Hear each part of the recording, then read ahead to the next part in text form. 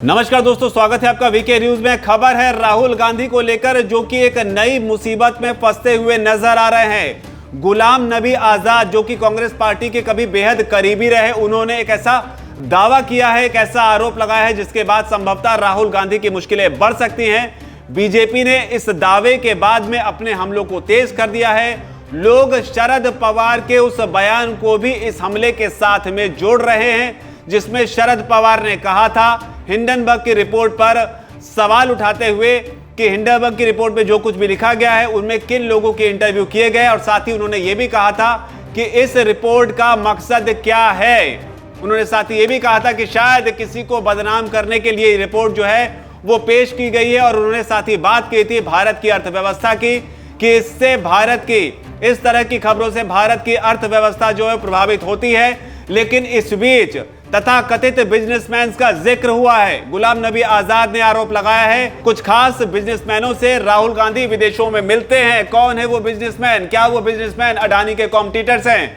राहुल गांधी के मुलाकात का जो आरोप लगा है उसमें कितना दम है? लेकिन इस बीच रविशंकर प्रसाद ने बड़ा हमला बोला है गुलाम नबी आजाद के दावों पर। क्या है पूरी खबर, आपको बताते हैं। रविशंकर ने कहा है कि राहुल गांधी पर गुलाम नबी आजाद ने गंभीर आरोप लगाए हैं। उनका कहना है कि जब भी राहुल गांधी विदेश जाते हैं तो वो अवांछनीय व्यवसाय से मिलते हैं। अवांछनीय व्यवसाय, ये बड़ी बात है।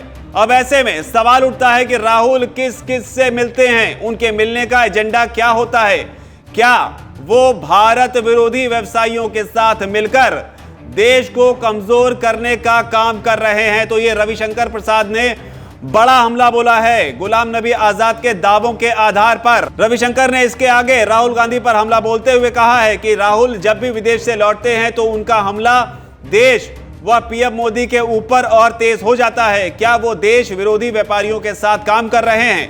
रविशंकर आगे कहते हैं भाजपा और देश की जनता जानना चाहती है कि आखिर ये कौन से व्यापारी हैं जिनसे राहुल गांधी मिलते हैं और इनके बीच क्या विलिंग डीलिंग है।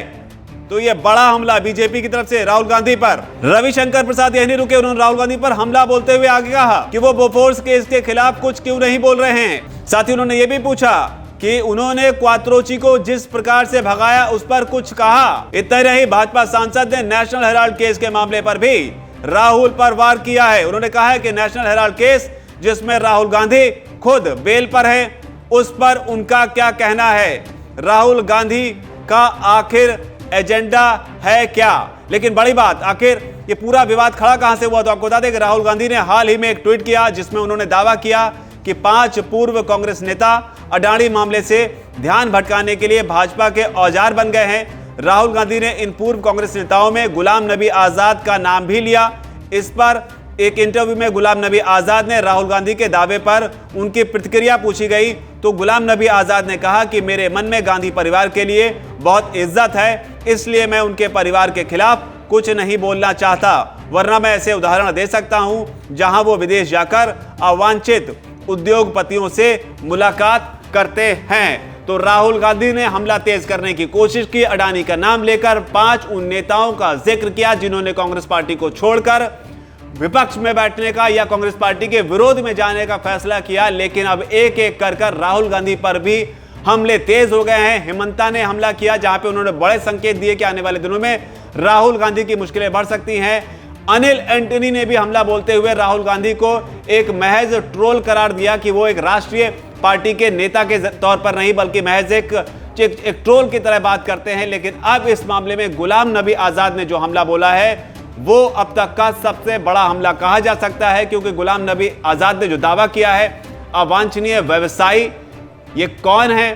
संभवतः अगर इनकी जांच हुई तो राहुल गांधी के लिए मुसीबतें बढ़ सकती हैं। लेकिन इंतजार होगा कि अवांछनीय व्यवसायी के इस दावे पर प्रतिक्रिया के तौर पर राहुल गांधी खुद कुछ बोलते हैं या फिर उनकी तरफ से सुप्रिया सिन्हा, जयराम रमेश या बाकी जो उनके पार्टी के नेता हैं ये इस पर कोई प्रेस कॉन्फ्रेंस कर प्रतिक्रिया देते हैं। क्योंकि आजकल जो ट्रेंड चल रहा है उसके हिसाब से रिएक्शन, किसी भी एक्शन का पॉलिटिकल रिएक्शन बहुत जल्दी आ रहा है सोशल मीडिया के दौर में। हो सकता है कोई ट्वीट आए, हो सकता है कोई प्रेस कॉन्फ्रेंस जो है वो अपलोड की जाए। जो भी इस पर आगे अपडेट आएगी हम आपके लिए लेकर आते हैं। लेकिन फिलहाल इस खबर में इतना ही। लेकिन अवांछनीय व्यवसाय आखिर कौन हो सकते हैं?